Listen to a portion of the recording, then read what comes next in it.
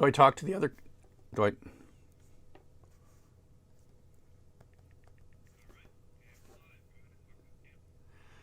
Hello, everybody. Welcome to yet another live office hours of my Coursera classes. Of course, I also teach on edX and FutureLearn and other platforms all around the world, including my own platform. So part of the reason that we have these live office hours is under the COVID. I am not ready to get back on planes and travel all over the world, as you can see from www.dr-chuck.com/office. You can see that I have been all around the world, and I have enjoyed going to small places, going to faraway places, all over the world. And it's the kind of thing now with COVID, it's the last thing you want to do is to travel extensively and go off into little bars and coffee shops and meet a bunch of random people in bars and coffee shops.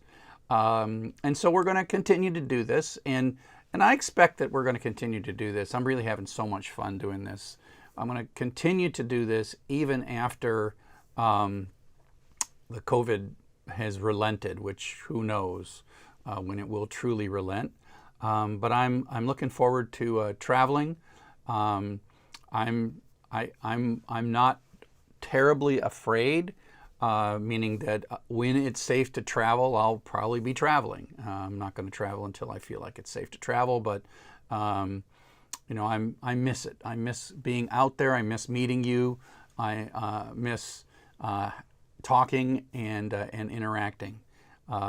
It's meeting my students from around the world is what gives me reason to keep working. And so this summer, I have been spending most of my time getting ready for this fall. And I'll show you here online that the thing that I've been building for you all is C programming for everybody.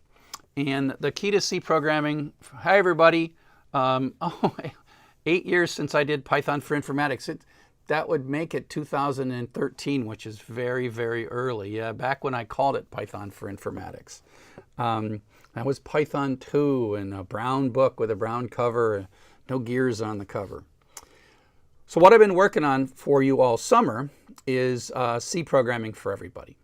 And the last time we talked, I was sort of deep in the middle of building this website, cc4e.com. And I was building all the underlying technology, and so every course I ever create for you needs to run at scale for thousands and thousands, if not millions of learners, and it needs to run mostly by itself, right? It needs to run in a way that I don't have to log into it continuously, so it has to have autograders. And so the problem here is if you look at Python for everybody, you're writing your programs actually in the browser. The browser is running your source code. In Django for everybody, you are running your programs on wonderful software from a wonderful group of folks in England called Python Anywhere. And so you write all your Django code in Python Anywhere, and then the autograder talks to your Django code on Python for everybody, on Python Anywhere. And then web applications for everybody, you run it locally on your computer and use ngrok to let me auto-grade it, and then my auto-graders run in the cloud. And then Postgres for everybody. I actually give everyone a Postgres database on my server. You put all your data in the Postgres database, and then the autograder looks at your Postgres database and sees if you did your assignment. And so building autograders that can run at scale that let you do actual real work, right? I don't like creating synthetic things like a multiple choice quiz or something like that. I want you to write code, and we're trying to teach you how to program and teach you how to write code. And so for C programming for everybody, the hardest part for me was building an environment that lets you write some C. And so I have been researching for years on how to make this all work. And I so badly wanted to make a C compiler that would run in your browser so that you could type your C. I mean, what I want is a thing where you can type some code, some C code, and then you can type some input.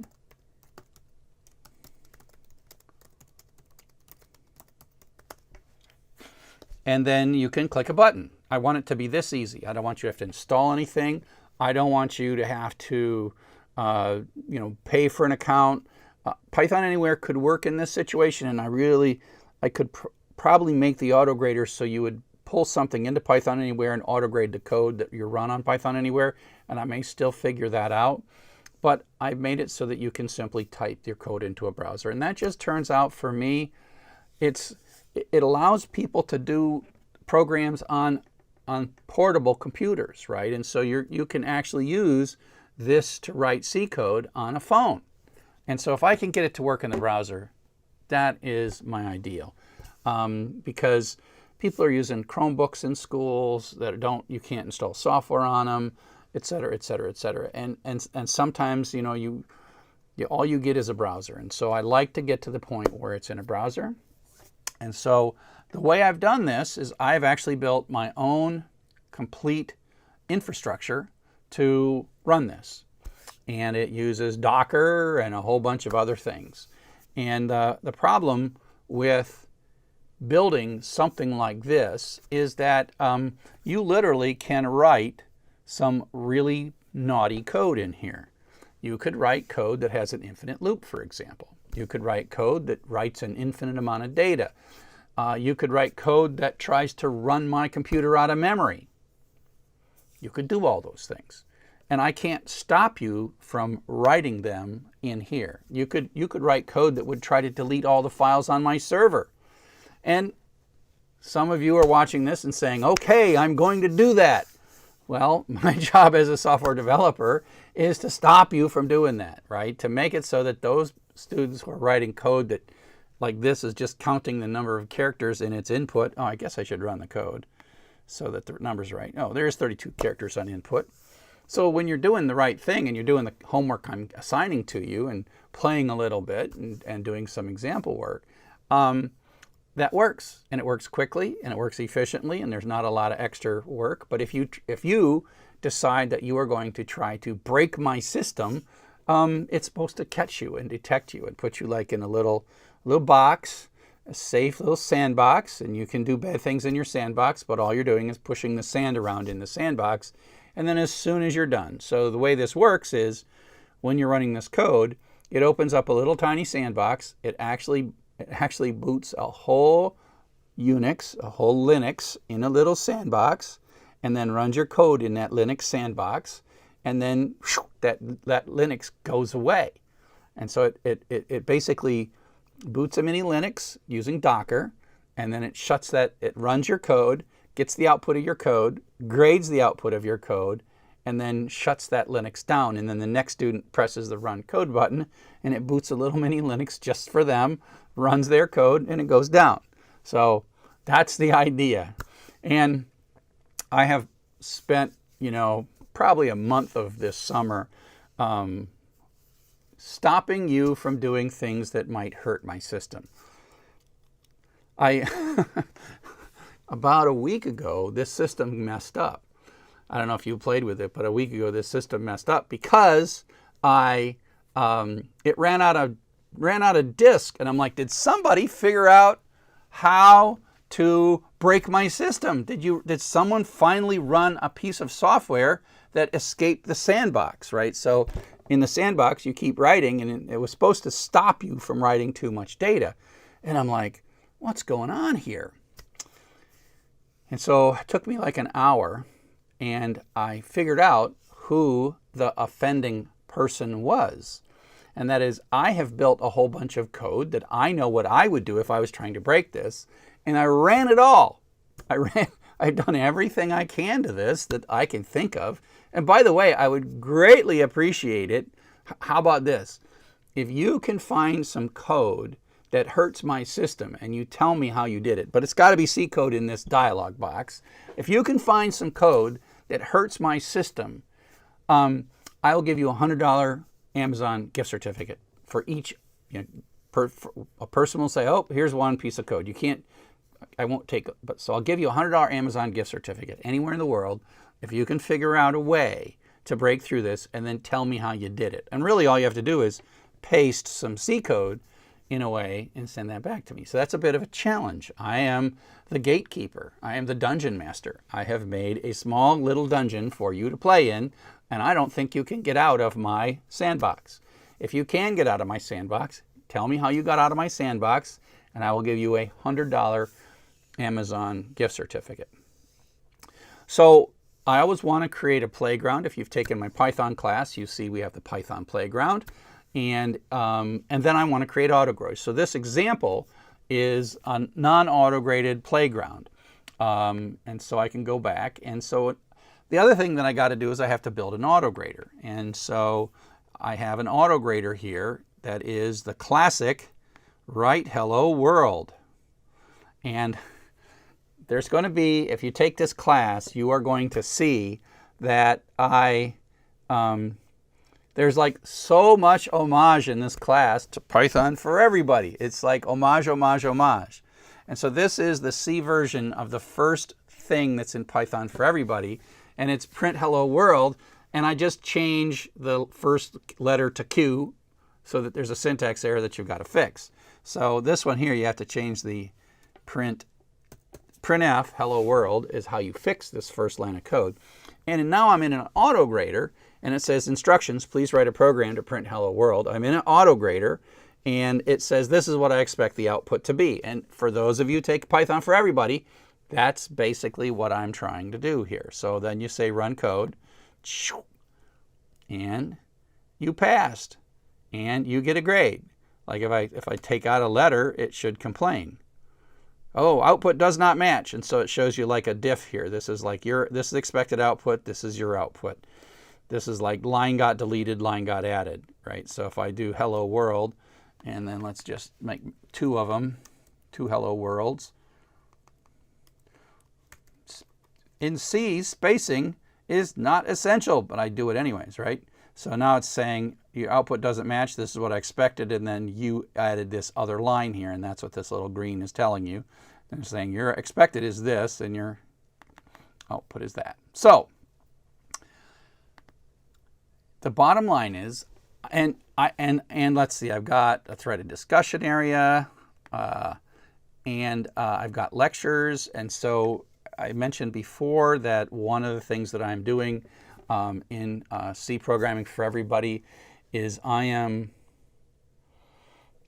building from the now 9 years of experiences of teaching at scale, in particular teaching with a focus on accessibility. And that means that I want my classes to be accessible for all. Whether you're blind or like me, just have some kind of vision limitation, I want to come up with my best effort, not just to comply with the legal requirements of accessibility, but instead to be outstanding. Right? I want someone who is blind or has some other kind of disability to walk away from this course and said, now that's how it should be done. And so one of the things that I am doing is I am, in effect, going to make all my lecture material audio only. There may be some video bits, and sometimes if I'm walking through source code, it's difficult to make that purely audio. So I need to say, this if statement here on line 15 is, this is the one that actually makes sure that we don't overrun the buffer or something. So sometimes walking through code is difficult to do in a 100% accessible way, but I want to make it so that everything that's essential material, the stuff you have to learn in the class, my presentation of the essence of the class, that needs to work without video. And so I am building a series of lectures that are audio only. And so here is audio.ccforE.com, and this really is a podcast. And the other thing that's cool about audio only, I started talking about accessibility and people with limited vision, but you could also learn C in your car. I want to come up with a podcast that you could, like books on tape, learn C in your car. And so you could subscribe to this audio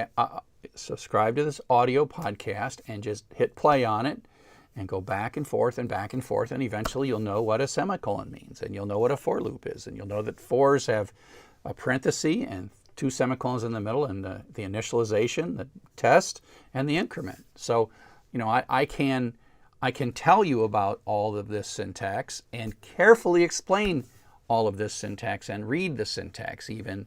And hopefully I'm thinking, as I'm making lectures, I'm thinking about a person driving in a car or a blind person with no access. And so thinking about a podcast, which is different than a video, is empowering to me. It is a way for me to design learning activities that are hopefully maximum accessibility. And to that end, of course, a textbook is essential. And I love books, and we are using a textbook. And so this is a famous textbook called The C Programming Language. It is written by the creators of C, Kernighan and Ritchie. They were a big part of the Unix operating system creation, which Unix begat Linux, etc. All these so the command line, the shells, ls, all that comes from these people, Kernighan and Ritchie. We call them K&R. And so this is a book. It is a book that many of us know and love, and because of the profound impact that it's had on our lives. And it's had a profound impact on your life as well. So if all you ever learned in your life so far is Python, C is the language that Guido van Rossum wrote Python in. And still, if you go find the source code to Python itself, which you can find, you will find that it's written in C. And so what's interesting about this is there are 2 books, 2 versions of this book. There is the 1978 version of the book, and then there's the 1984 version of the book. The interesting thing about the 1978 version of the book is it's out of print. You can't buy it except used on Wikipedia, used on Amazon. And I have been buying this book, and I scanned the book. I am afraid that this book is going to be lost. And so I've scanned it. I have put it and made it available. By the way, if you go to www.cc4e.com/book, you won't see this page. You will see, here, let me show you. I opened a private window here. So if I go to this page, you will notice that you do not see the book until you unlock the page. You must unlock it. Even if you log in, that's not the same as unlocking. Even after you log in, you must unlock it. So, hi everybody. Does anybody in the chat know what the code is? Oh, Audrey, I tell you what, you can look at my source code. One of these times I will go into, I actually assemble it and I scan the assembly language. That's how obsessed I am with catching naughty C programs. So chat, where we go? Yeah. So the code is 42, and it basically says, look, if you took Pi for E, yep, 42. If you took Python for everybody, you know that if there's a multiple choice question and the answer is 42, then you are supposed to check that answer. It's always the right answer. And so you unlock it, and then you're locked in. And it turns out the way this thing works, and I've had this happen to me, the way this works is that it sets a cookie, and that cookie has an expiration of 15 days. And so when once you have, now that's interesting. That means this can't work in an iframe.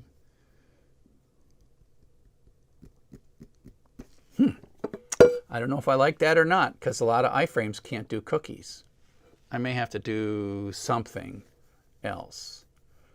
But, okay, so this book is a 1978 book. And there is a 1984 book that is the modern version of C programming from Kernighan and Ritchie. Now, the interesting thing is the 1978 book is copyright AT&T. Do I have that right? I should put this as copyright AT&T. It is. That's wrong. I got to fix that page. Ooh, it's not copyright. So I was wrong. It's not copyright Prentice Hall. Hang on a second. Let me go ahead and fix a bug. Terminal.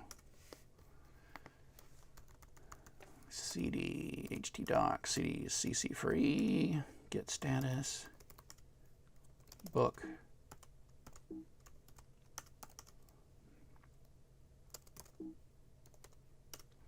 It is not Prentice Hall.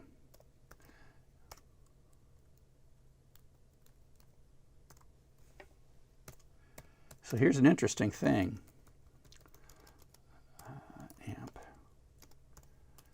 So I just found this out in the last 30 days. That's why it's not correct.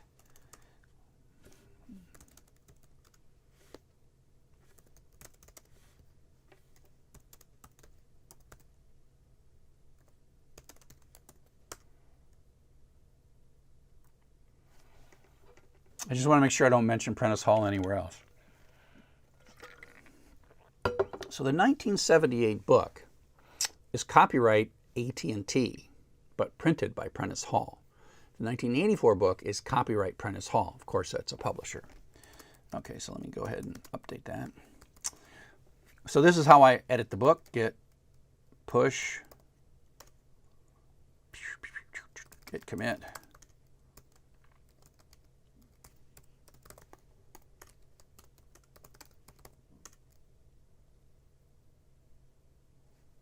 Oh, wait.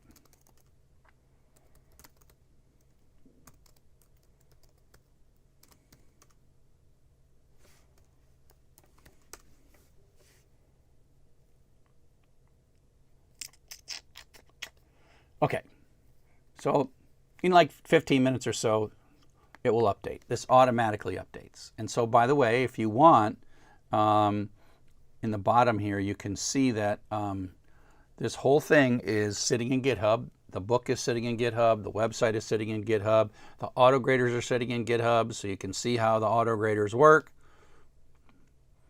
All right, so here's an autograder. This is the autograder code. So it's all there. And so what happens is this CC free website just auto updates right out of. Do I have any pull requests? No, I've got no pull requests. I think the book is getting to be in pretty good shape. I got a lot of help from Sarvesh and Yashwini. So folks have gone through the book, and the optical character recognition that I used was terrible, and so it just needed a bunch of handwork. But we're in good shape now. And so we've done a whole bunch of things, right? If I run, let me see if I can get VS Code to run up. Let's do Visual Code. And so I can do like boom, boom, file, new file. So here I have VS Code, and I can take a code segment, and I can just copy it, and I can put it into VS Code. And so it's a copy-paste operation. I could save that to, let's just put that on my, I'm going to call it zap.c. And now I can go into my terminal. GCC minus ANSI zap.c. And then /a.out. I don't even know what this program is. What is it going to do? Oh, it's going to print out a Fahrenheit and Celsius table. Boom. And so you can copy and paste it, right? You can copy and paste it into your own computer and then compile it. And I got to build some recordings that show you how to do this. Or you can just run it in my situation. And so it actually copies the code from the sample code on page 8. It's this code here is C00801. That means that it is on page 8 of the original textbook, the first piece of code on the page. So I always want to make a real tight connection back to the original book. But this way you can run it in without installing C or VS Code or anything. And then here comes the output. Right, same output. So it just ran that. Okay, so let's see. I think and so just there's this thing at the bottom here. Let's see if that's fixed yet. Oh, look at that. It just updated. While we were talking, I sent it to GitHub, and then why not using the Microsoft Monaco editor in my website for typing C++ code? What is a Microsoft Monaco editor? Or isn't Monaco a font? Oh. Oh.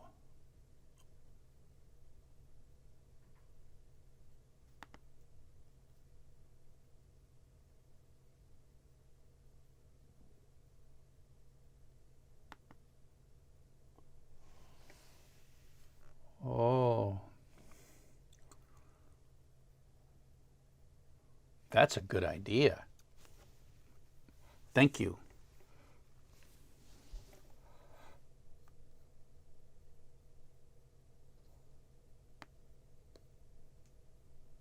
I'll have to see how this works. Oh, okay, download link.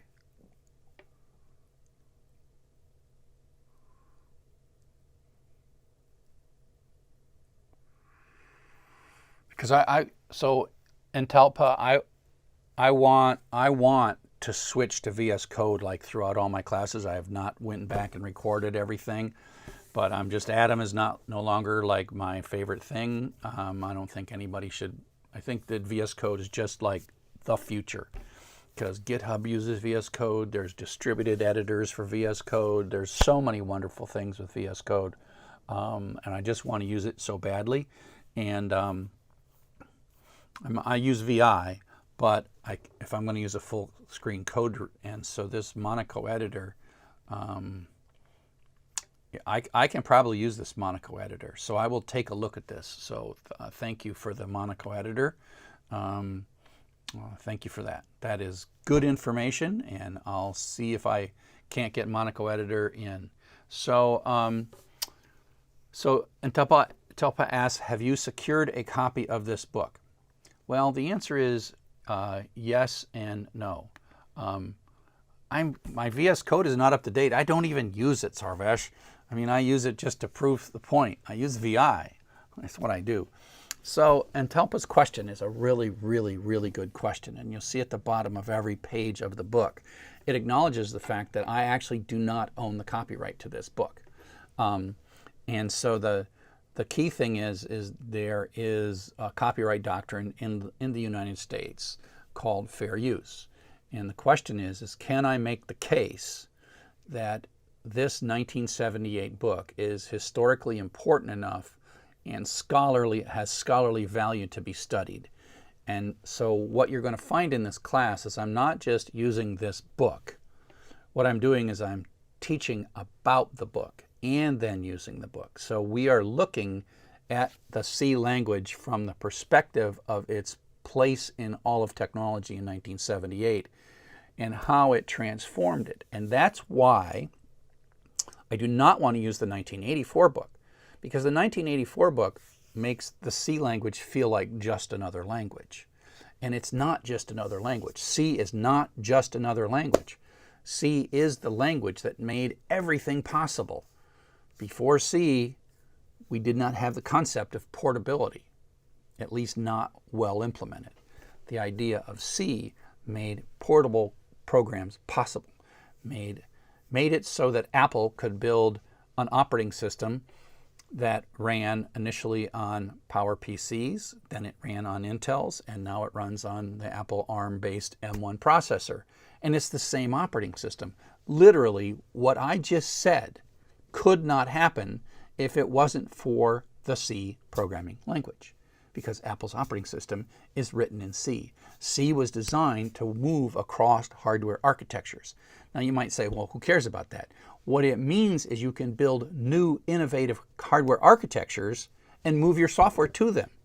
And so why did Apple go from the Power PC like in the 90s.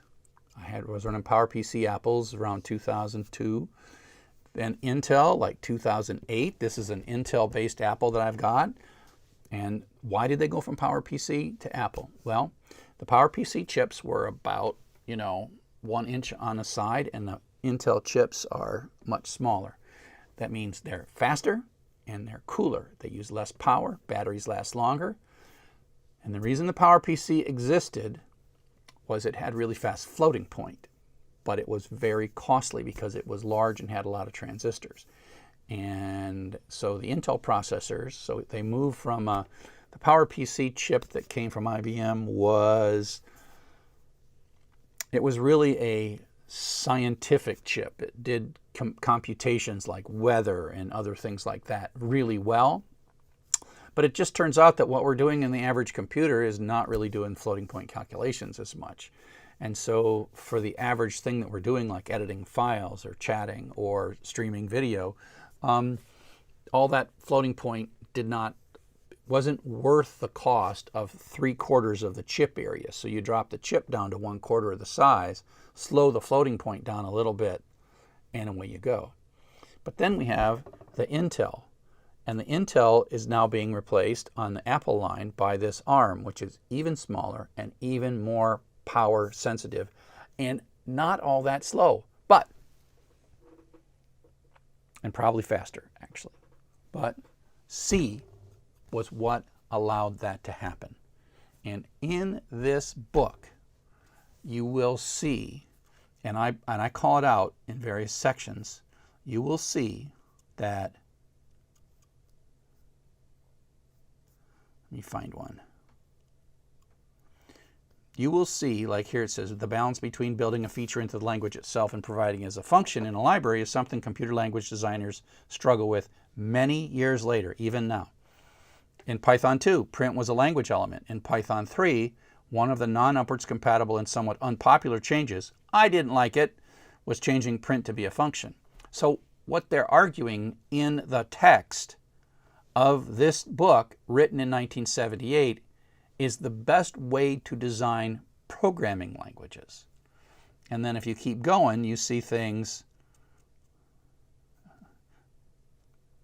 about the different sizes of the amount of memory each variable uses. Is an integer supposed to be a 16-bit integer or a 32-bit integer? And so, the reason that they talk about this, a 16-bit number is a terrible number. It only goes from negative 32,000 to positive 32,000. And so you think to yourself, why would you ever use a number that small? A simple 32-bit number goes up to 4 billion, which is a pretty good number. We're still using 32-bit numbers for a lot of things. 64-bit numbers are mostly what we're using these days. But why would they talk about a 16-bit number? They talk about a 16-bit number because in 1978, there was still a bunch of computers that were there that really didn't have enough memory to let all their numbers be 32-bit numbers. And so they have a long type, which is guaranteed to be at least 32 bits, a float type, which is 32 bits, but an int type, which is 16 bits. And that was an homage or an acknowledgement of the fact that everything they were doing was in a historical context. Okay. Why did that matter? It mattered because of copyright, and it mattered because of fair use. So what this class is going to be is a study of the evolution of computer architecture by taking a moment in 1978 and looking at it. In 1978, computers were in a grand transition, but when C made it so that we could go from the transition from things like PDP-8s to Intel microprocessors, it also empowered Apple to go from Intel microprocessors to the M1. And so it really created a notion that hardware was separate from software is a notion that happened in 1978. It was amazing. And so if I get called by the lawyers from AT&T, I have my own lawyers from University of Michigan who will defend me to say, what we're doing with this book is fair use. What we're doing with this book is essential. It is essential to record the history of technology and evolution of technology. We must capture this historical thing. So I can't just take any old book with like, yo, I don't want to pay, so it's fair use. I can't say that. I have to say, I have a fair use case. And I think it's a strong use case. And the lawyers who've been advising me also think that it's a strong use case. So that doesn't, just because I have a copy of this book, doesn't mean that you can go run off with your own copy. I have a copy to teach in the context of this course, which is a historical view on computer architecture when viewed through the lens of the 1978 version of the C programming language.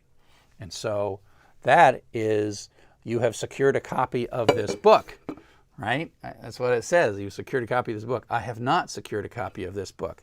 I have asserted that I have permission. So,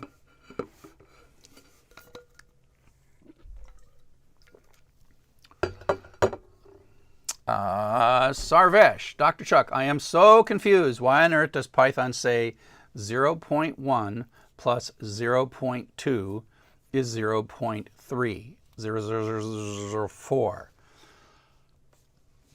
Okay. This is a good, I think I might have taught this. I know I've taught floating point format. Let me see how I can do this.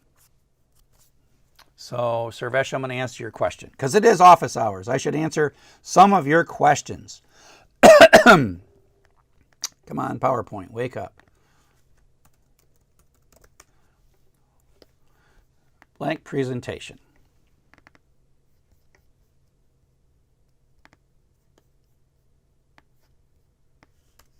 Do I have anything here? IEEE.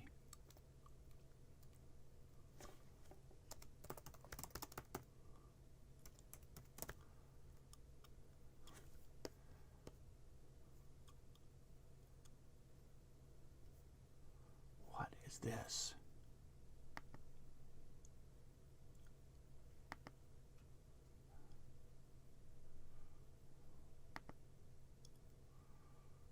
Is this something I have? What is this?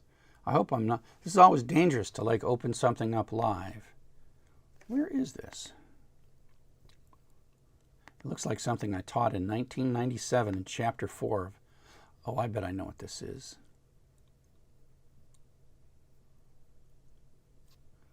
No.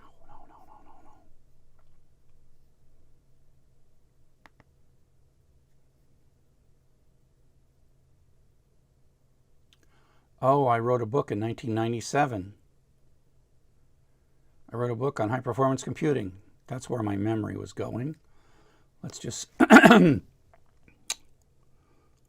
see what I got here.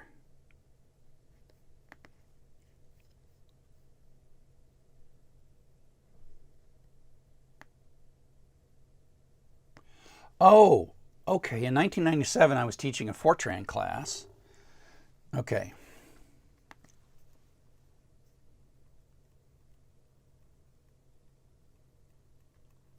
Here it is. I do not know how I can get this to you. Let's try something, Sarvesh. Let's see if we can't find a copy of my book called High Performance Computing, Charles Severance. So Google along with me. High Performance Computing, Charles Severance.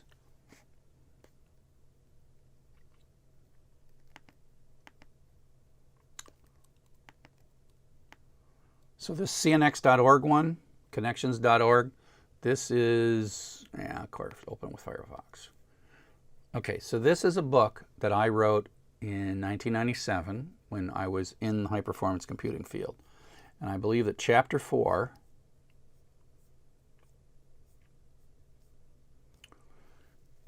let's find Chapter 4. modern computer architectures. I might reuse some of this stuff. Memory technology, access time. See, this is 97. I'm talking about all this fancy stuff. Registers and caches. Oh, it's so exciting. Memory. Caches. Okay. Oh, so here we have a thing about floating point. So here in, that is section 1.2.3.4. Floating point notation is the most prevalent in high-performance computing, which is a variation in scientific notation. In scientific notation, the real number is represented by a mantissa base and exponent, like 6.02 times 10 to the 23rd. I will let those in the chat try to figure out why it is that I'm an Easter egg guy. Why is it that I chose, of all the numbers I could pick, 6.02 times 10 to the 23rd? Chat, here we go. Yeah, Chris, that's the short answer. You're right. And I was going to say, Chris, Sarvesh, if you do 0.25 plus 0.25, it will be perfect. And Chris Schwartz is exactly right. And so here we go. The primary advantage of the mantissa plus exponent with a fixed length. And so you only have so much space in a word. And so, so the primary limitation of the floating point format is the difference between two successive values that can be represented in the format is not uniform. For example, if you can, for numbers close to 0, the distance between successive numbers is very small, right? But then the distance between them is larger. So here's this picture that I was there, and that is the distance between successive floating point numbers. And the problem with floating point numbers is they're not real numbers. If you go back to your math, real numbers are like temperature, which is infinite precision. It's just, whereas floating point numbers have fixed precision, and so they're closer.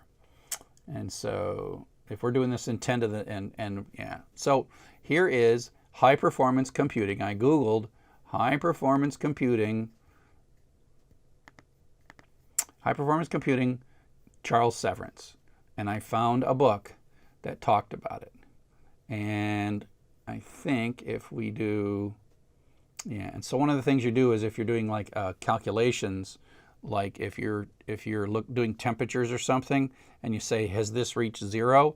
If you're doing successive calculations, it's entirely possible that it'll get close to 0 but never 0. And so you have to actually subtract two numbers and then decide if they're within a distance. And so that's, yeah. Oh, here's a good example, right? This really long number plus that really long number, but if you can only do like 7 digits, the fact that you added this tiny number to the large number, yeah, you can't notice that. Yeah, I talk all about that, high EEE floating point format. And so it turned out that in the old days, certainly 1978, all the computers had a different way of representing floating point format, fixed length floating point format. And this thing called IEEE 754 is a standard that basically said, here is the rules. And it turned out that, remember I talked about the PowerPC and the Intel processor? Floating point was the reason that the PowerPC was 4 times larger than the Intel, because they were trying to make it fast. And so you see this RISC workstations. The RISC workstation is the PowerPC, which was IBM's microprocessor that came out in the mid-90s that completely changed high-performance computing forever, and now probably Bitcoin mining. And so the IEEE floating point standard talks about all kinds of stuff. And I wrote all this in like 1997, right, from connections.org. And so here's what we're talking about. We have 32 bits with an exponent, a sign, an exponent, and a mantissa. But the key to this thing is the sign, the exponent, and the mantissa are fixed length. So the mantissa, you can move the decimal point. That's easy because you're just changing the exponent, right? And so the problem is these are all base 2 numbers, which means 1/2, 1/4, 1/8, 1/16 are all perfectly represented. but 1/10 is not perfectly represented. And so your example of 0.1 plus 0.2, neither 0.1 nor 0.2 are perfectly represented in base 2 floating point. Yes, Hirkesh, you're right. It is Avogadro's number. It is Avogadro's number. 6.02 times 10 to the minus 23rd is the Avogadro's number, which is, no, times 10 to the 6.02 times 10 to the 23rd is Avogadro's number. And that is the number of molecules to make a mole, which is the gram molecular weight. And I'm remembering this from high school. It shows how useful chemistry is not, other than Avogadro's number, when you see it as an Easter egg. So here I am, as old as I am, I haven't really used Avogadro's number since the 1970s when I was in high school. But I put it in as an Easter egg anyways, because I want to reward those of you who, like me, took chemistry in high school and did whatever. So Chris is right. Chris, I just took 15 minutes to say what you said in exactly one chat. Now, there are ways to represent these numbers correctly. And I think it's called big num in Python. And so it's a different way of representing integers. And so there's got to be our fixed point. Is there a fixed point in Python?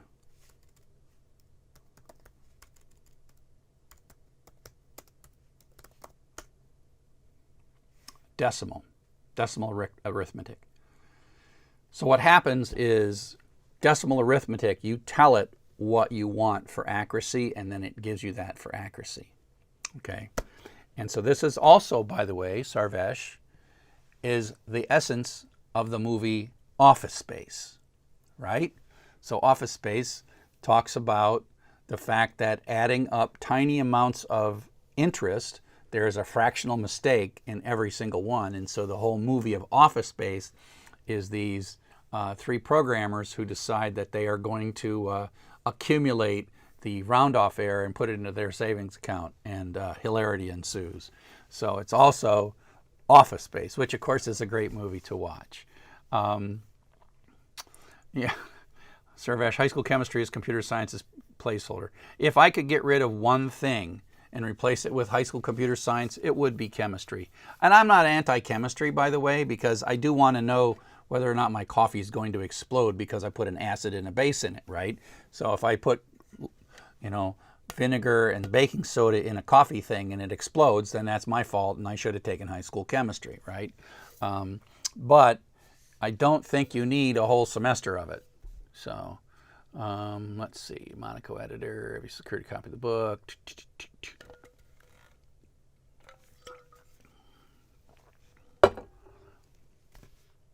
Yeah, Chris, you're right about that. It is about printers as well. It's PC load letter. It's jam printers. My favorite thing about printers is, like, I talk about 1978, right? In 1978, we transformed everything, and Apple can seamlessly move its operating system from the Intel to the PowerPC. And yet, we can't make printers work. We still can't make printers work. So you're right. That is the essence of Office Space.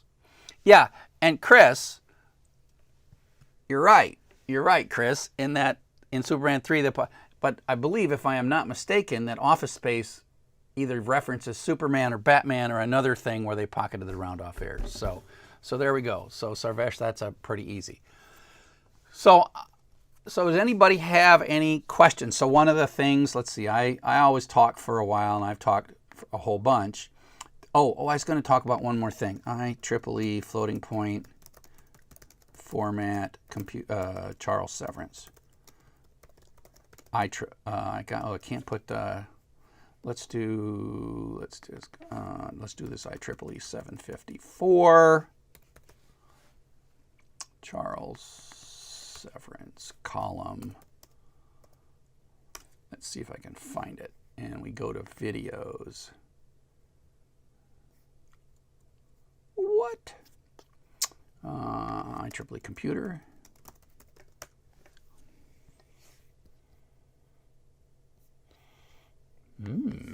Computing conversations. I gotta find it.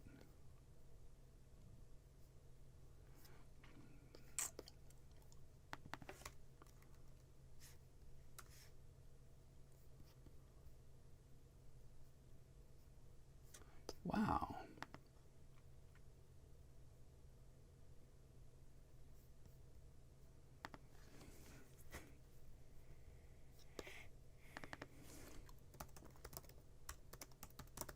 I'm going to sneeze. I think I'm going to sneeze. Why, oh why can I not find my own videos? I can't find my own videos.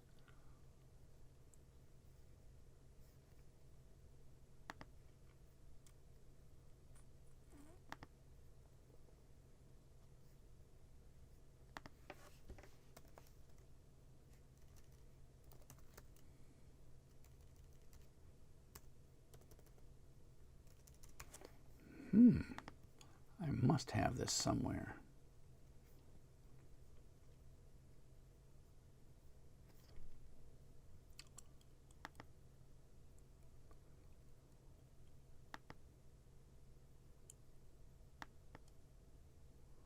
So this,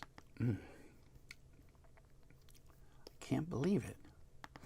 Computing conversations, Charles Severance.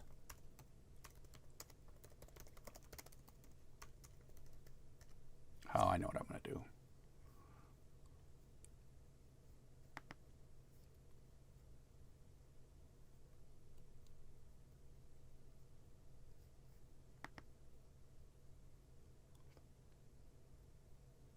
This is all the articles that I've wrote for IEEE, where I made videos.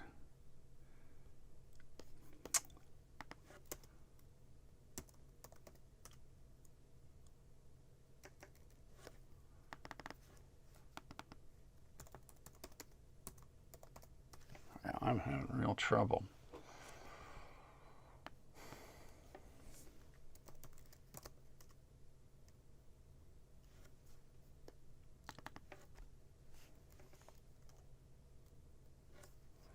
I do not understand how this person has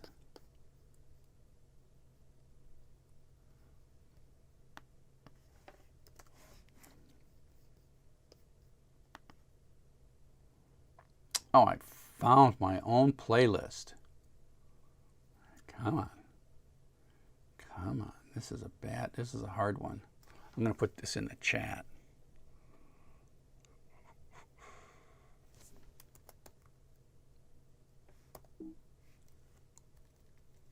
Maybe I did not.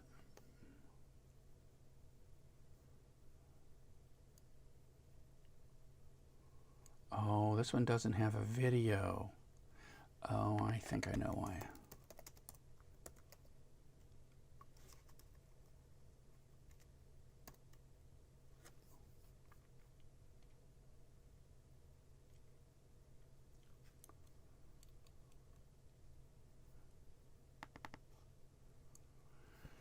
Oh, this is a column I wrote much more. This is a column I wrote really a long time ago.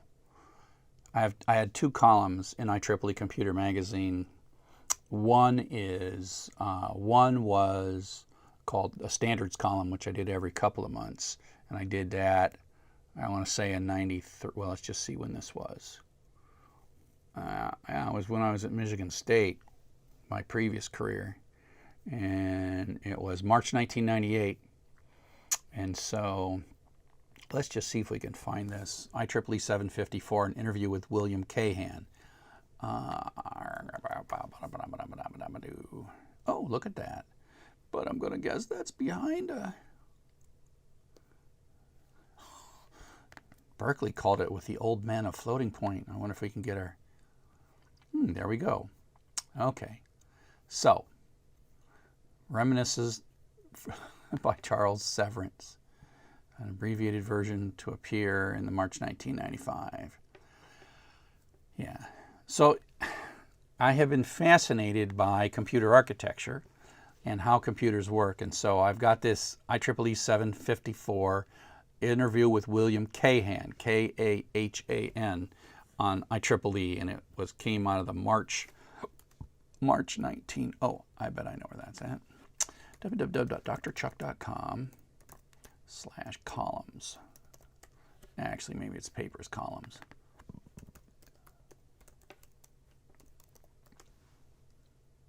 No, I can't even find my own website. But I still got it right there. And after all that, all that's talked about in here is how that concept of where did that go? Oh, I closed it already. That concept of how the mantissa and the exponent were used was inconsistent from one computer to the next. And this IEEE 754 specification that was built in the 80s, I believe, that specification said if you're going to build a floating point format, you should do it this way. And so it was basically, and this article talks about the interesting thing about how all the computer hardware manufacturers resented each other because they all claimed that they had better floating point than the other. So IBM said we have better floating point than CDC or DEC, and DEC said we have better floating point than CDC, and they all had proof in little bits of code that one would do better than the other, but they never picked the same code. And so the safest thing is before IEEE 754 and floating point numbers, they were all bad. And they were all just bad in different ways, and each would find the flaw in the others and point out that they didn't have this flaw. But none of them were perfect. And this IEEE 754 was a labor of love by a number of people, William Kahan as an example, who figured out truly the best way.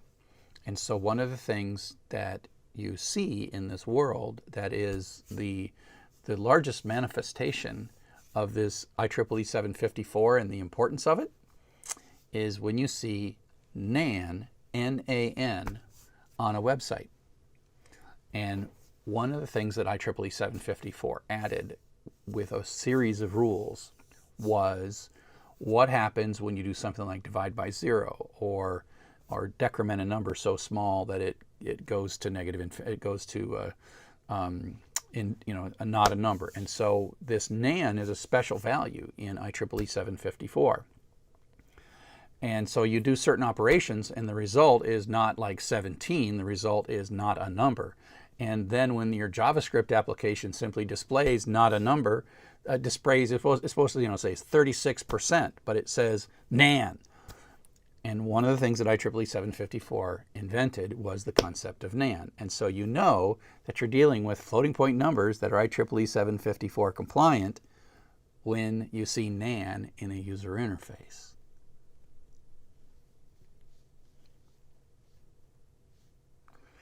And so this is a cool article because it turned out that William Kahan and the other people who were trying to get the world to have sane floating point had to convince these existing large tech companies, they're the CDC and IBM and DEC, were the Google, Amazon, and Facebook of their age, meaning that you could not mess with them. You could not tell them how to do business. They were smarter than everybody because they were the only ones that could build these cool computers, right?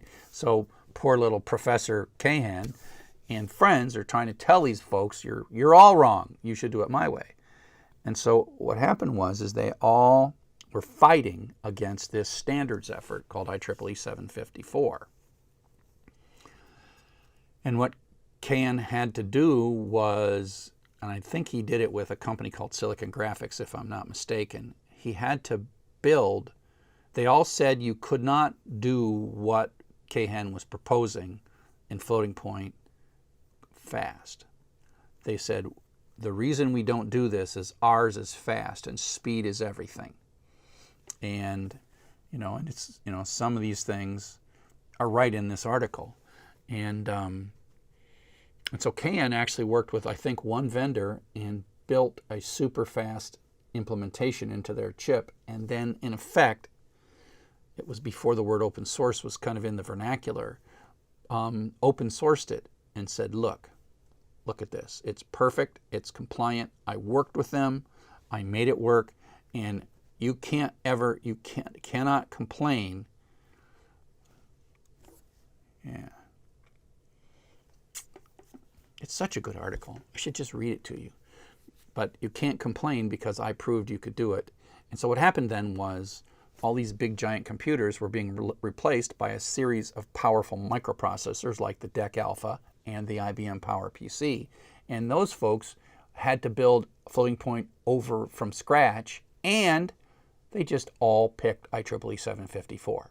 So the code, it is almost impossible at this point in time for you to get a microprocessor that doesn't support IEEE 754 as floating point. And it doesn't mean that your numbers, as Sarvesh said, they're 0.1 plus 0.2 is not exactly 0.3.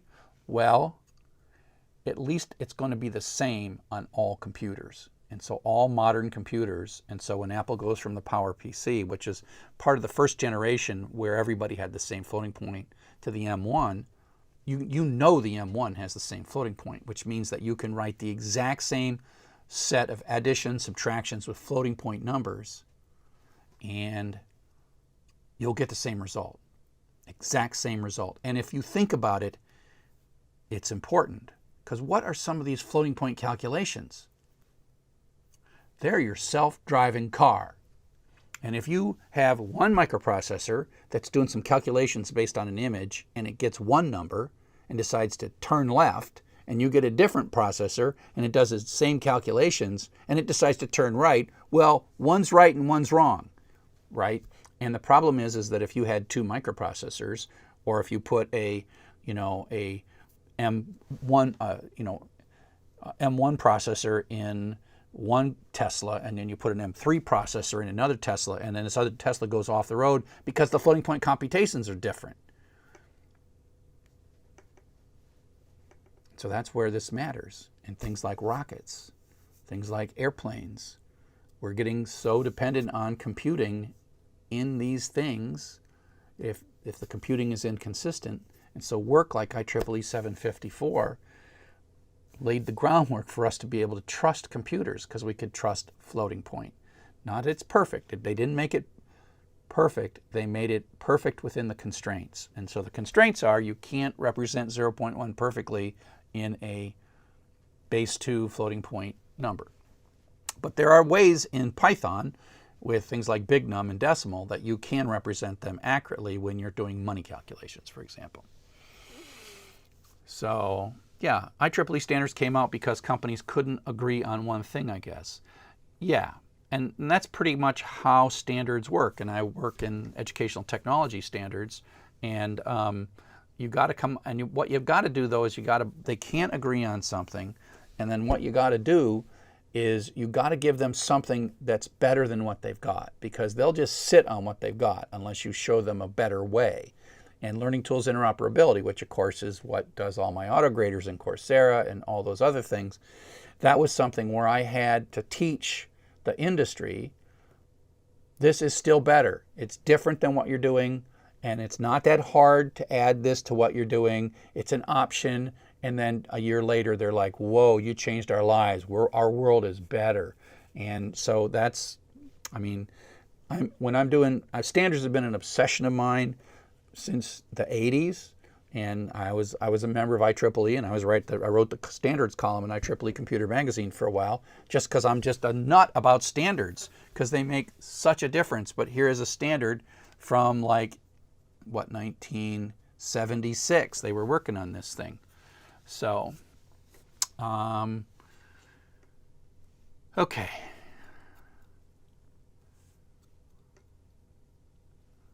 Yeah, let's see what we got here. Yeah, they do mention Superman in Office. So Chris, you and I work in the same office. Thanks for being on my stream. Thanks for being on my stream, Chris. I don't I don't print in our office using the network. I have a USB stick, and I put my USB stick and I put my PDF on, and I go to the copiers and I print from USB. I have not printed over the network because I'm a technology expert, and I know that printing over the network is just scary, so I don't do it. So, and I also have an illegal, off the books, actual physical printer, so that if I have to print one copy of something before 10 minutes before class, which, by the way, class is starting. We're going to start class. We're going to start class on campus. We're going to be meeting face to face. I'm looking forward to it. I know not everyone of my colleagues is looking forward to the same, but I am looking forward. I'm looking forward to it. And I'm going to keep doing this, and I'm going to involve my on-campus students in this, like, office hour thing as well. So, Jim, do you have any general advice for oldsters who want to remain relevant and hireable in information technology? I've spent decades in IT, currently semi-retired, yet still keep up to date. Well, I guess the question, Jim, is were you a programmer, or were you like a DevOps? Were you were you like running secure stuff, or were you doing support for people, like desktop support, server maintenance, or programming? And so those are kind of the, when you say I'm in IT, were you a programmer? Were you like back-end server? Were you kind of tech support? Or you might be a network administrator, right? And so those are the kinds of things. So what I will tell you, Jim, is regardless, I don't know so much about desktop support, but if you talk about network management, software development, or server and DevOps maintenance, there is an incessant demand for more people to do those kinds of things. And it is difficult to get younger people who just graduated up to speed in those things. And I blame to a large degree our educational system for that. I think that we teach the things we're capable of teaching, and it's so difficult to actually teach the skills you're going to use on the first day of the job, because the job world is often different than the academic world. And that's not a criticism of the academic world. We have to teach you something. And if we just tried to teach you one job, you would actually be worse off if we taught you the basic concepts that let you learn any job. But the thing that, if you're an oldster, as you say in your post, the thing that happens as an oldster is you have something that it will take some time before the young upcoming people get to the same point, and that is younger people have a set of sort of partition skills. They know PHP, they know Python, they know SQL, they know React, and they want to find a job that really uses those skills that they have. And when they're hired, their skills don't quite match, right? They don't match what the company's working on a React application, or I learned PHP, but I didn't learn WordPress. So I'd get a job, and my job is WordPress, and I'm like, yeah, all this stuff is PHP, and I know how to do that, but WordPress is weird, because it is weird. And so when you are older and you've seen so many different ways that technology is used, and you see a technology you know how to use, like Python or PHP, being used a different way, you're like, oh, here we go again. It's a different way.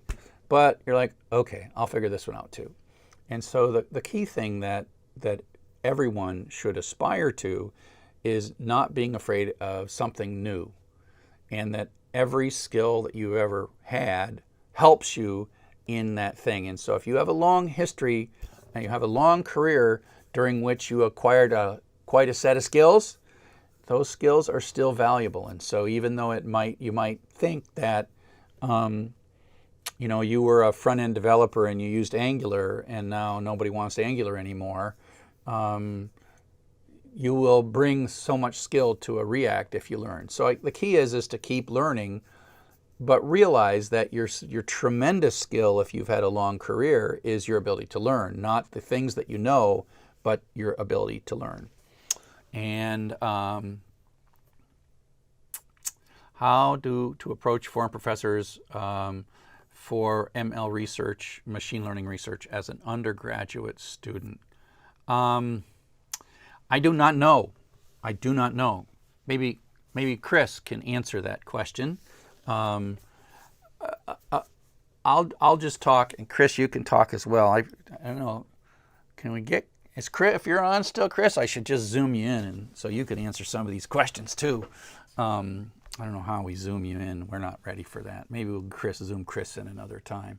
But or Chris probably left. He probably just went and checked it out. Hello, Brazil. Brazil is one of the places I'm coming as soon as this dang COVID's done in my country and in your country. I have never been to Brazil, and it's not a long trip to get to Brazil. I just have to go south as compared to going east or west. So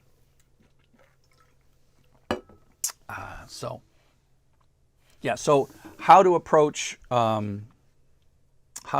folks on doing machine learning research. Chris isn't here. I'm just getting back to the home page here. You don't have to take this one. Let me just so how would you work? How would you get to do research work with me? Let me answer that question. Like right now, you're watching, and you would like to work with me on research. And by the way, I need all the help I can get, right? I need all the help I can get. And so I'm going to guess that my colleagues, Chris and others, I'm going to guess that they're going to feel very similar. And that is, you have to understand that for you to work with me, I need help. I am not going to be your tutor. I am not going to be your mentor. I'm not going to teach you a new programming language. If I need help in Java, I need you to already know Java. If I need help in C, I need you to already know C. You can't say, hi, I am interested in C. Will you teach me C? And then when you teach me C, I'll help you.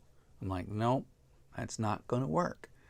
And so faculty at places like the University of Michigan get unsolicited email all the time.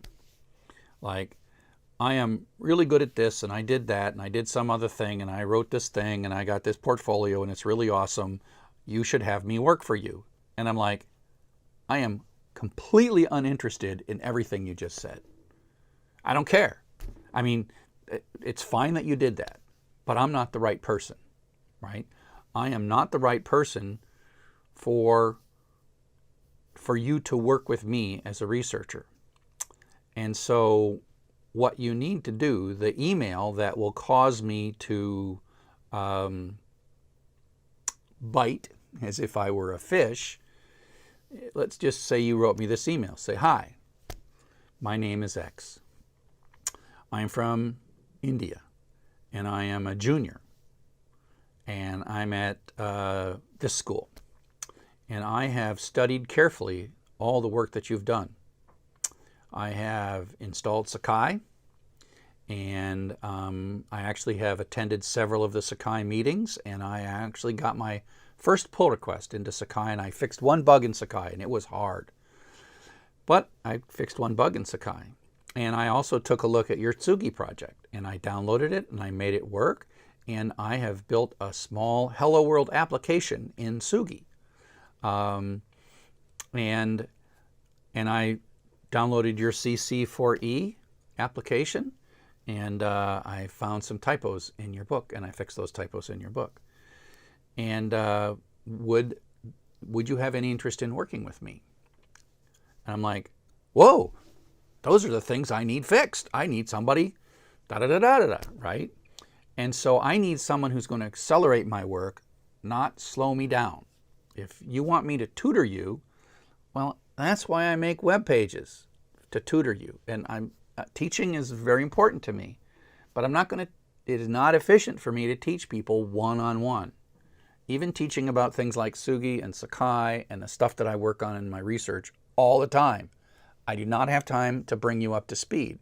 If I spend an hour explaining to you how it works, that's an hour I didn't actually advance my own cause. And I've been working all summer long to build CC for E. Do you know Docker? Do you know virtual machines? Can you build me an Alpine Linux that is a sandbox that allows me to run a C programmer, a program in a space-time limited way and blows them up? Can you figure that out? And the answer is probably not, right? So you have to, but that's what I worked on. I wasted 2 weeks on that. Well, waste is the wrong word. I spent 2 weeks on building that, and if I could have had a collaborator that knew Docker and knew C and knew its Intel assembly language, and I could say, okay, go back and try this, go back and try that, and go back and try that, and save myself 2 to 3 weeks. Now again, that's a very deep skill, right? It's a very, very deep skill. And I'm not saying that's the first, I'm not saying that you have to be super deep skilled, but you do have to be like at least in the same place as me and not needing a bunch of tutorial. And I'll tell you why I do that. And that is, I've been approached over the years, usually 1 or 2 students a year who are computer science students at the University of Michigan who take some of the hardest classes I've ever seen, like EECS 280, EECS 280, and EECS 281. And they finish those classes and they say, I want to help. And I'm like, look, I know how hard those classes are and I know how talented you must be if you just even survive those classes. The problem is that then I just say, hey, can you do this? And they're like, no, I can't figure that out. Could you show me? And I'm like, okay, I show you. And like, okay, I showed you one thing. Can you do another thing? They're like, no. Can you show me again? I'm like, I spent all this time. They have all this innate talent, and they're going to do great at Amazon or Google or Facebook after a year of training from Google and Facebook. But I can't get work done. And so when I collaborate with somebody and have a meeting of an hour a week with you, that's because I'm getting something that I'm getting more than an hour's worth of work out of it. And so I don't, and if you send me a thing that talks about machine learning and you don't even know that I hate machine learning and don't care about it, although I am starting to work with one person who's playing with machine learning she's got her thesis advisor, they're going to work on it. And they're actually thinking about doing a machine learning thing. How come I got logged out here? Doing a machine learning on Python for everybody. And if you go into, whatever, I got to go into here.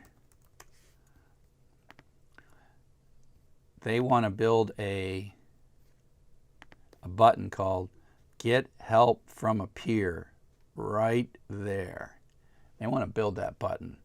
And they're going to use machine learning for it. And I don't have to know anything about the machine learning. I'm just going to let them put a button in Python for everybody that says get help from peer right there. Get help from peer. And I was like, okay, you want to do a PhD thesis on that? I'm not your advisor because I don't know about anything about machine learning. So, will I come to PyCon this year? Do you mean PyCon in India this year, or do you mean PyCon in the U.S.? I probably won't travel to anything. I've got one trip to EDUCAUSE, of all places, that I hope I'll be able to do in October. I had a trip in January to Florida to meet with Sakai people, and we're getting ready to cancel that right now just because it's just too dodgy. And so...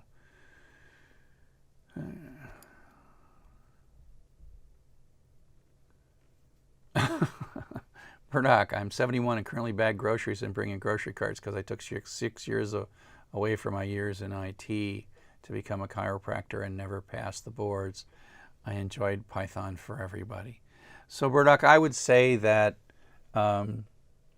if what you're doing is like working at Kroger's, running carts, and I would say that you should keep learning no matter what. And the good news is that your day job at Kroger's pushing carts does not stress you intellectually and let you think about stuff. I am trying to come up with a scheme that if you follow all the way through every one of my classes, you will feel confident as a professional programmer. And so I would say start with Python for everybody, but don't quit. And you will find that all the other classes that I've got, Django for everybody, Postgres for everybody, and web applications for everybody, are more challenging. Far fewer people finish those classes than finish the Python for everybody. But I am laying out for you a path that I hope is a gradual and then slightly increasing and then slightly increasing. But I want to get you to the point where you're a professional programmer. I want you to be ready to work. And I am slowly but surely, and CC for E, C programming for everybody, is like in the second half, but you still got to do all those other things. And so if you want to get back, you gotta learn breadth. You can't just say I know Python, therefore hire me, because chances are good that there'll be something web involved. And if you just took Python for everybody, you only know a little tiny bit of web, but not enough to get a job. So I won't be coming to PyCon India this year. I will come as soon as I can. So, okay, let's see what else.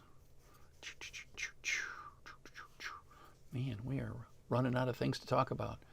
Is it required to learn data science before starting with artificial intelligence? Thank you. I don't think that data science and artificial intelligence are stacked in any way. You can learn artificial intelligence. I mean, I learned artificial intelligence long before I learned before I was involved in data science. Now, if you think when you say artificial intelligence, you mean machine learning, I do think that machine learning is closer to data science, because part of the issue of machine learning is like wrangling all of your data in a place where you can feed it to the machine learning phase, right? And so I do think that machine learning, without a doubt, is something that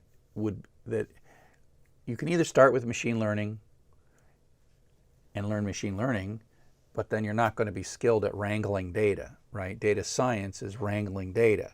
So I think you could start with machine learning. You just are going to be using data sets that other people have gotten in their nice, tasty shape. And then you're like, okay, now I'm going to go off when I want to do my own data set. And you're like, oh, wait a sec, I need to know something about SQL and big data and data lakes and that kind of stuff. And that's where you learn that stuff in data science. So does U of M offer any scholarships for data science graduate students? Is it bad if you have an advanced degree in a different field? So if you follow me on Twitter, you will know that that the Masters of Applied Data Science has its own admissions process here at the University of Michigan School of Information, and they have a whole series of seminars, and I retweet every single one of them. And you can ask that question of them. But U of M offering scholarships for data science at grad students, the answer is yes, we do. And I don't know how many get the scholarships. I do know that we are passionate about broadening access to education and making sure that you can get what you need. And we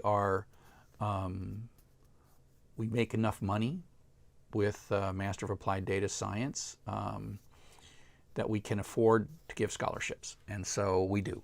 And that's just part of just gathering the money. in previous office hours, people complain that we charge too much money. Well, one of the things we do with that money is give scholarships to people that can't afford it, right? And and do other things. And I build courses that are completely free that actually were filmed in these studios, and we give them away to you. But we filmed those classes and built those classes, and the people in the back room help build all this material, and that they're paid by the University of Michigan. They've got to be paid by the University of Michigan. And so we gather money, but then when we produce something we think is useful, we try to share that as broadly as we can. Things like teach-outs, for example, that happen in this room that I'm sitting in. And so yeah, we do scholarships. The other question is, do you have an advanced degree in a different field? I would say almost certainly that's a positive, not a negative, when it comes to our admissions process. Those of you who've seen me talk before, our Master of Applied Data Science admissions process is trying to get a diverse population, both in the classic sense of diversity, but also in the sense of, if you are interesting, we want you have an interesting view on the world, and you have an interesting background, and you have something to contribute because of your interesting background. Who knows if your advanced degree is in social science or psychology or archaeology, or just imagine all those things I just said. Oh, this person I'm working with in a project has a PhD in archaeology. Let's go do a data project with archaeology, right? Or this person has a PhD in fisheries and wildlife management. Well, what kind of project? Well, let's go look at some fishery and wildlife management data.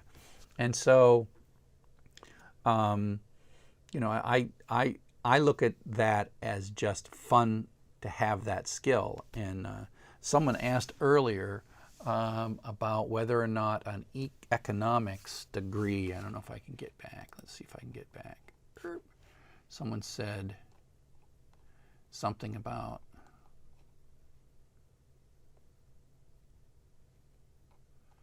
somebody asked, there it was, it went by. Economics, where was it? Economics. I think the question was something to the effect that, will an economics degree, is that a positive or negative when it comes to data science? And the answer is, it's all a positive. I can't imagine a degree that would be a negative. A math degree would be useful. A statistics degree would be useful. A history degree would be useful. All that stuff is totally useful. I mean, I think that's probably the most important lesson of education in general, and that is that don't despair. Everything that you have invested in from an educational perspective comes back to benefit you.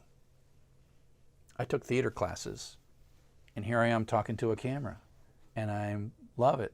I love talking to cameras. I love theater, and I'm not afraid. I'm not afraid of making a fool of myself.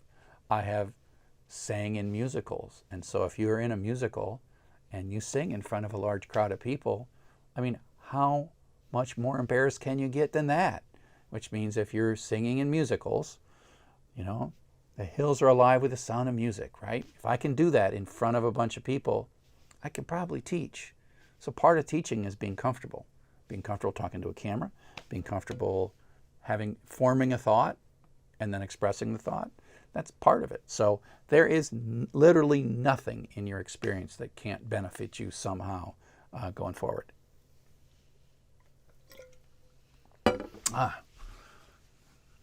Yeah. And how useful, in your opinion, is Python for electrical engineering? I would say absolutely useful. Although engineering does tend to use MATLAB a little bit, it does tend to use MATLAB, but the problem with MATLAB is that I think that MATLAB is good for engineering computations, but it's a little less valuable for data wrangling unless it's for small amounts of data. And so I would say that Python is extremely valuable for any kind of engineering or non-engineering field, but in electrical engineering in particular, you can't say, I know Python, I don't want to learn MATLAB. I think you're stuck learning MATLAB in addition for engineering. So I did an experiment today. I did an experiment today when I ran this, and that is I didn't send it to every single one of my students in the classes. I wondered if the students in the classes were tired of getting email from me once every 4 weeks. I'm going to go back to sending that, and that's why we probably have a little fewer than we normally have in terms of the number of people on the stream, which is okay. It's a little more intimate, and the one thing we haven't had in this stream, we had in the last stream, which is really cool, is somebody challenged me to do one of my assignments, and so hey Shirley, you're welcome. You're absolutely welcome, Shirley. I'm glad someone in banking. Shirley, for your next step, which course of yours on Python would you recommend as someone who has never learned other programming skill? So I would first say, Shirley, the first thing to do if you're just starting out in programming is the one thing that you've always got to look at yourself in the mirror and ask, how confident am I? And the key thing is that you have a long journey of learning. Python for Everybody is just the beginning of a long journey of learning, and your question is what next? I would say that the first step in what next is always confidence building. Because if you're in a hurry, but you go too fast and then you lose confidence, you will find yourself like you'll get so far, and then in confidence you go backwards if you don't have confidence. Because what Python for Everybody is trying to do more than anything else is give you confidence. And if you, based on what you're doing next, you lose confidence, you need to believe in yourself, and you need to believe that you can learn that next thing.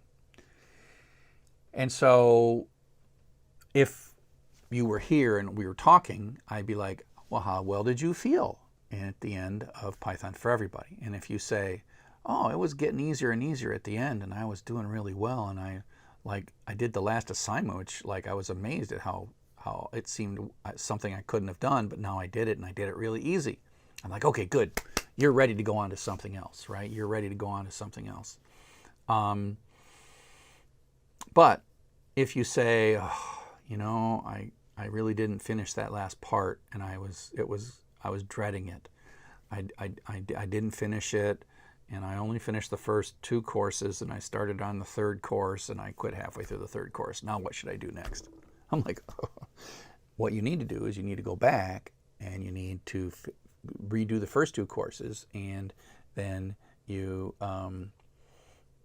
then take the 3rd course, and you need to rock the 3rd course. And then if you fail the 4th course, you probably take the first 2 again, and the 3rd one again, and then do the 4th one, and then rock the 4th. So I've told this story many times before, and it's about confidence and knowledge. And so in my family, I am married. I have a wife, and I have a daughter and a son. And I was a whiz at math, calculus. I took calculus in high school and got straight A's. And so that's part of the reason I ended up in computing, is in those days, calculus was kind of a prerequisite to computing. And the rest of the members of my family are not very good at math. They're just not. But they all wanted education.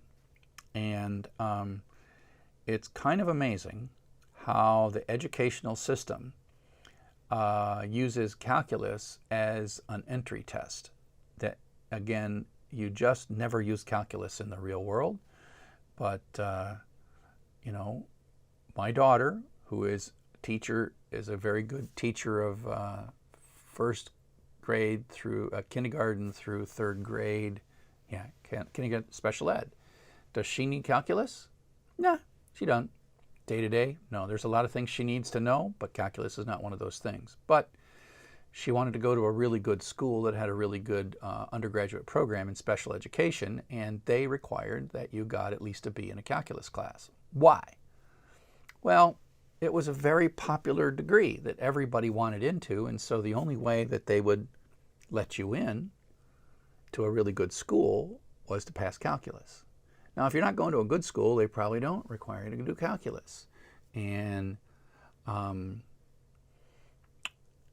if you go to a good school, and the same thing happened for my wife. My wife wanted to go on a bachelor's degree in business, and it was popular. It was a popular school, and she wanted to go to a good school, and they basically had so many people applying that they basically made a 3B or better in calculus a requirement just to kick people out, just to get rid of them. Not that they needed any calculus in her business.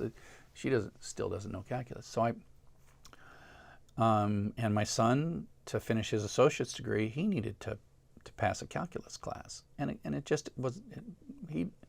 He's in marketing. He doesn't need calculus, and so I have had in my life 3 people who I care deeply about that all needed to learn calculus, and I'm the guy that knows calculus, and so I gave them all the same advice, and they were all doing this at age 20 or older, right? Meaning they weren't learning calculus in high school. They were learning calculus in college, and they did not do calculus in high school, barely did any math in high school, just did the minimum math to get by, which a lot of people do. But here you're stuck in college, and you need to know calculus. And so I gave all 3 of them the exact same advice, and they all took it. They don't take much of my advice. My family doesn't often take my advice, but in this particular case in calculus, they did take my advice. And so I told them all to do the same thing. I said I wanted them to start by taking a course on fractions.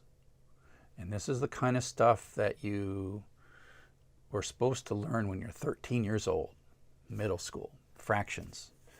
What's least common denominator? What is the least common denominator between 5 and 3? What's the least common denominator between 5 and 9? What are those least common denominators? And so for me, like least common denominator, it just pops into my head when I want to do least common denominator. It turns out that least common denominator is a pain in the neck. As a matter of fact, I have taught so many people in my family least common denominator. I wonder if you can say Charles Severance least common denominator the easy way. I think we will find it. Let's see. There we go. So here is a YouTube video that has me, don't play, pause. So I have 288,000 views on a least common denominator video, okay? And why did I do this? Well, I did this because I had to teach my family least common denominator. Every single member of my family, I had to teach them least common denominator. So I built a system. Oh wait, who cares? Oh, it's going. So you can watch me. When did I put this up? I don't know. I put this up a long time ago. This has got to be, well, it's probably like 8 or 9 years ago. So I made a video of nothing but least common denominator because I think that if you're going to go in math, if you don't know least common denominator, why even try calculus? So what I told them is take this middle school math refresher course, wherever they were going to college at, go back to the lowest math that they had, which is generally fractions. And I wanted them to take that class and then work upwards, except I made the following rule, and that is you have to repeat the least common denominator class until you get an A in it. You can't just get a C in the least common denominator class and then take the geometry class. You have to get an A. And then you would take the geometry class. And you had to repeat the geometry class until you got an A in it. And then you had to take the algebra class. And you had to repeat the algebra class until you got an A in it. And then you had to take the algebra trig class, the trigonometry class, and repeat that class until you got an A in it. And then you could take calculus, meaning that you had to have an A in all 4 of those classes before you take the calculus class. So, all 3 of the members of my family took my advice. Started with middle school math. They didn't progress until they got an A in the class. And when they're all done, everybody got a B plus or higher. All three of them got a B plus or higher in calculus. And today, years later, I don't think any of them remember even the tiniest bit of calculus because they didn't need it, right? So here's the thing. We have 5 classes: middle school math, geometry, algebra, algebra trig, calculus. And the requirement is you can't continue until you get an A in the class. Everybody in my family who took this strategy for learning, their pattern of getting an A and repeating was exactly the same. And it might surprise you. And that is the only class they ever repeated, the only class that they ever repeated was the middle school math class. All of them had to take middle school math twice. But then they got an A in geometry, and then they got an A in algebra, and then they got an A in trigonometry. It started to hurt by trigonometry, because trigonometry is taught so badly everywhere. Algebra is a good class, geometry is a good class, middle school math is a good class, trigonometry, shut up, quit doing trigonometry. But that's a different problem, because in calc, and then they got either an A or B plus in calculus. And that goes back to how you, Shirley, how you should think about your next step. And that is, what's most important is the confidence you feel about your current step. And you should stay and redo it. You will find, Shirley, if you redo Python for Everybody, and you go through it, like if you're confident, you could start at the beginning of Python for Everybody, and you could do the first 10 chapters of my book in a weekend, if you know what you're doing. If you go back to chapter 1, and it's like, oh, this hurts again, well, you didn't retain it. Because believe me, you got to retain it. And that's the point. Mastery and retention are my goal when I develop a curriculum. Mastery and retention. Don't rush. The slow path is the best path. The slow path is the fast path. The fast path is the slow path. You've got to take your time. You've got to master everything that you do before you move on. And so, Shirley, you practice. Okay, with that, let's assume that you feel that you've truly mastered Python for Everybody. I would suggest 2 other classes. The first class I would suggest that you take is My Django for Everybody. And you might say, why do I need to build a web page? And the answer is, by the time you're done with Django for Everybody, you're going to really feel good about Python. So Django for Everybody, while it's a gentle introduction to building stuff on the web and HTML and CSS, which is fascinating and interesting in its own, it's also practice Python. The other thing you could take is a course from the University of Michigan on Coursera called Python 3, taught by Paul Resnick and Jackie Carlson and other folks. And that course is a much more rigorous, more like a true intro programming class.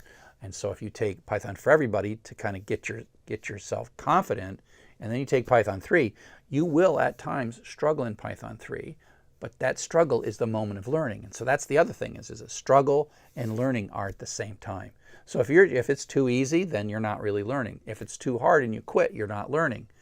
The key is to keep you in that sort of zone of just stressed enough and yet succeeding. Stress, success, stress, success, stress, success. That's what keeps you going, is being in that sort of, I think it's the zone of proximal something or other, and being in that moment where you feel just a little bit of stress, but then you win. Stress, win. Push, you get pushed, but then you succeed. And so Django for Everybody or Python 3 are great classes to take.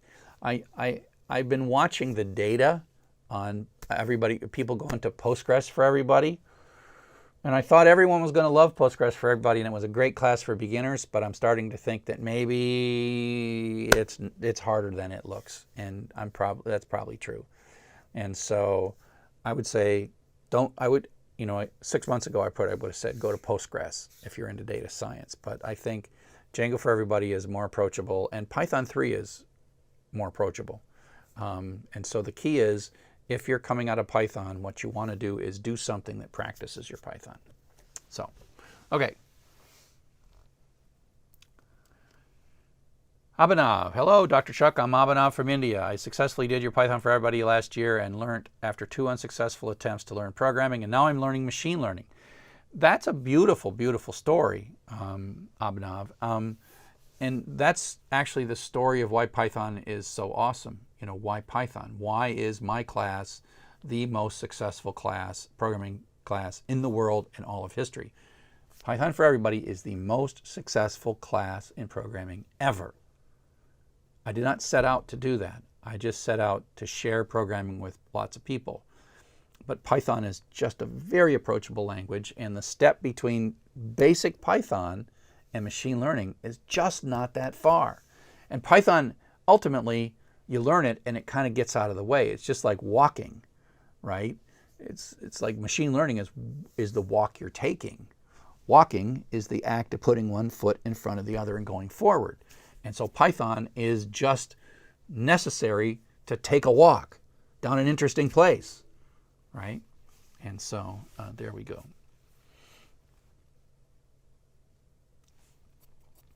I enrolled in your Python for Everybody via Coursera, completed the first course, and I was sent the financial aid for the application for the second course. Thank you, sir. Oh, Shirley, you're doing the last project. It's a bit hard for me. I should probably, you guys, you need to challenge me and make me do my own projects sometimes here. We only got 14 minutes left. So the financial aid from the second course. So I don't quite understand your question, Senaru, but I will tell you this, and maybe you can, others on the chat can tell me if I'm right or wrong. Coursera is pretty generous when it comes to financial aid. The reason is the cost for each additional student in the class is very, very small. It turns out that the biggest cost that Coursera has is when you're having trouble, right? And so I don't know exactly how Coursera does financial aid, but the financial aid is designed to encourage you to move with a decent pace through the class and not get stuck and get lost and start over. And so they give it to you free if you have the financial need, but they expect you to take it seriously. And so along with the financial aid, they're not going to just say, oh, you wrote a letter and it's free forever. No, you wrote a letter and it's free, but you have to be serious about it. So part of your exchange, like Coursera gives it to you free, but your half of the deal is you got to be serious. You can't just say, I want to take 500 courses and I want them all to be free forever and ever and ever. And Coursera's not going to do that for you. What you need to do is you need to show that you're serious. And you show that you're serious by taking advantage of the opportunity that they give you with the financial aid and then do something with it. Don't just say thanks and then do nothing and then come back and then ask for financial aid again. I've heard from some students that Coursera kind of discourages that, right? That you can't just keep asking for financial aid and messing up and ask for financial aid and mess up. Pretty soon, they will not give you financial aid. And so you have to understand that when you ask for financial aid, you have to spend time and do something with that. So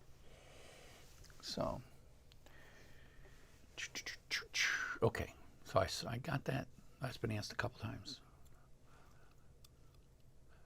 I finished Python for Everybody a month ago, and today I'm studying how to create a simple calculator with HTML, CSS, and JavaScript. I love that, Fury.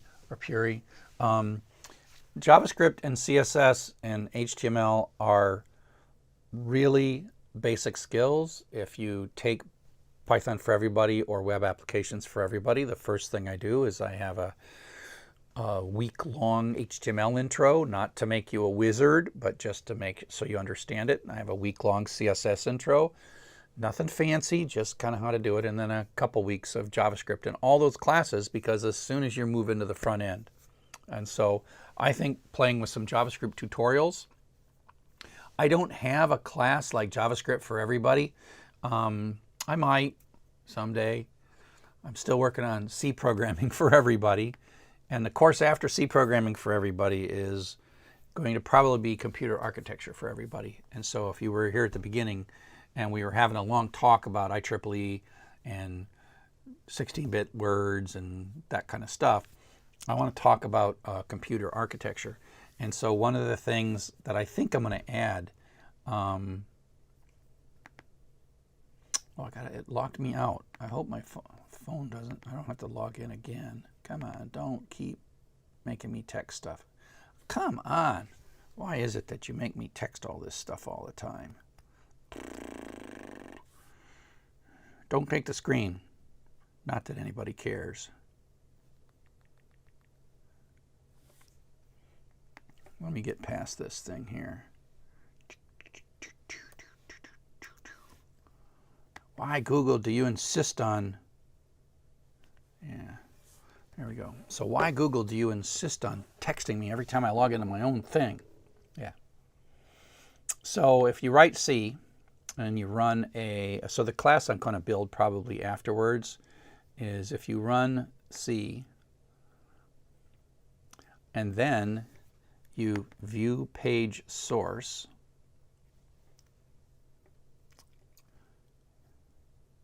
you can see how my code is like trying to analyze the code that you write. And so one of the things that it does is it translates your program into assembly language. And assembly language is the actual language that is being run by the microprocessor.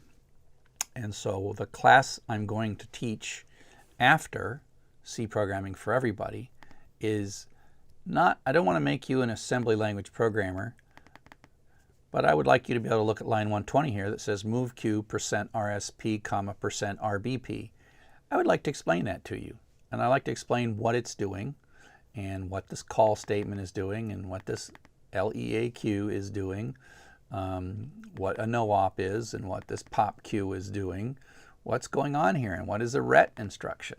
So this is the actual machine language that is sent to the microprocessor.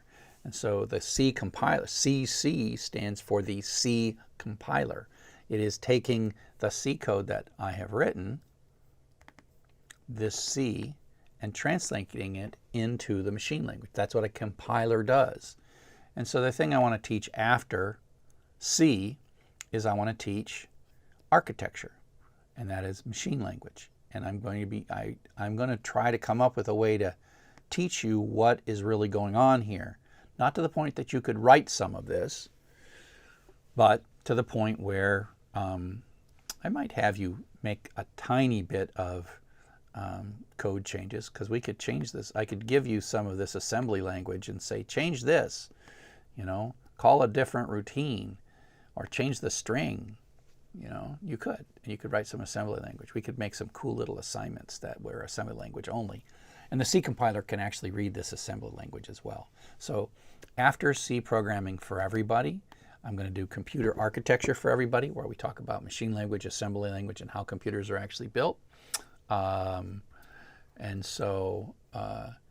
then I'm going to do Java after that, because I want to teach you how we use object-oriented programming in the most advanced way. I want to teach the most advanced object-oriented class that I can teach, because I do think that computer science does a pretty poor job of actually teaching object-oriented programming the way real large programs use it.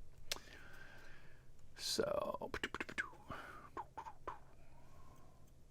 okay, well, I think we're kind of caught up.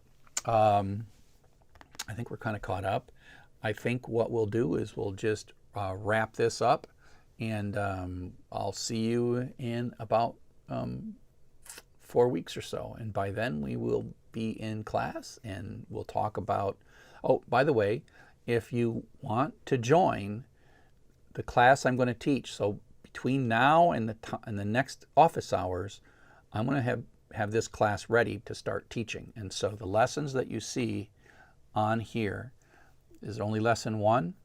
By the time we get back to the next office hours, there will be more than 1 lesson, and I will be teaching the class. And all you need to do to join that class is to log in to cc4e.com. And in a couple of weeks, if you are on the class list of cc4e.com, if you're logged in, I will start sending you direct emails talking about this class. And I will have a special office hours just for this class once a week. And so if you want to learn C with me and you want to help me debug this class, I'm going to try to get some independent study students on campus to also join us. And so that the first time I teach a class, I'm just trying to work through the problems with the class, build auto graders, have the students work on the auto graders, have the students break the auto graders. And so I'm going to have, for this C class, an office hour a week that's just for this class. And so you are welcome to join, and those office hours will be done via Zoom, and you simply come to cc4e.com. How come it's not? Come on. I got a bug here. Why is that? The drop-down's not working. That's my software. I don't know who to complain to except myself. But if you just go in and you log in, then you will have joined my class, and you will be welcomed, and you will get all the Zoom URLs for C programming for everybody. Okay? So by the time the next Coursera-wide office hours happens, this course will have started. And I've talked about it all summer long. So, okay. Generating a list of floating point numbers, while loop seems faster than map and list comprehensive. Is it because of Python implementation difference, or is it just my computer? So Cenaru, is Python for everybody free? Yes. It is free as long as you go to www.pyfree.com. It is always free. And so, yes, that's free. So, and on generating a list of floating point numbers, the while loop seems faster than map and list comprehension.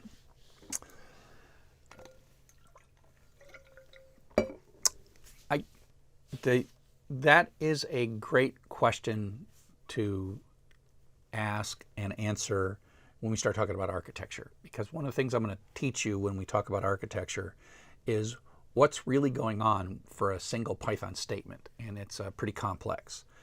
And so Python really is trying to write code that is easy to read as much as possible, and try to make it as fast as possible within constraints of easy to read. So